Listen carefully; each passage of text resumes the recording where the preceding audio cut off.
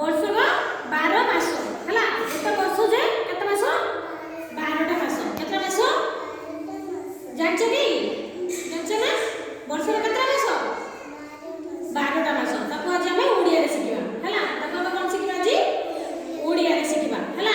ପ୍ରଥମେ ଆସିବ କ'ଣ? ବୈଶାଖ, ଜ୍ୟେଷ୍ଠ, ଆଷାଢ଼, ଶ୍ରାବଣ, ଭାଦ୍ରବ, ଆଶ୍ୱିନ, କାର୍ତ୍ତିକ, ମାର୍ଗଶିର, ପୌଷ, ମାଘ, ଫାଲ୍ଗୁନ, ଚୈତ୍ର।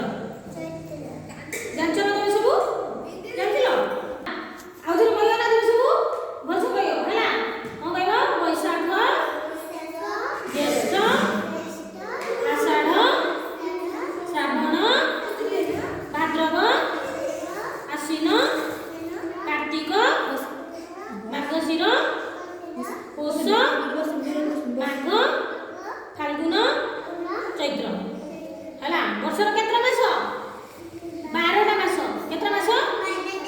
12ଟା ମାସ ହେଲା। 12ଟା ମାସ। କେତେ? 12ଟା ହେଲା। ତମେ ସବୁ ଜୋରରେ ଏଥର କହିବ ହେଲା।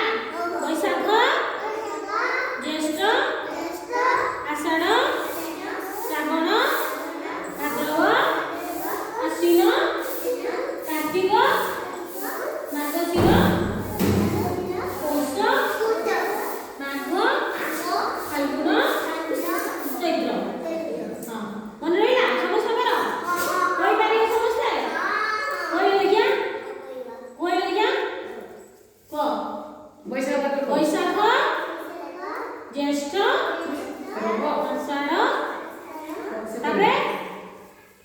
ତାପରେ ଶ୍ରାବଣ, ହଁ ତାପରେ ଭାଦ୍ରବ, ତାପରେ ଆଶ୍ୱିନ, ହଁ ତାପରେ କାର୍ତ୍ତିକ, ତାପରେ ମାର୍ଗଶିର, ପୌଷ,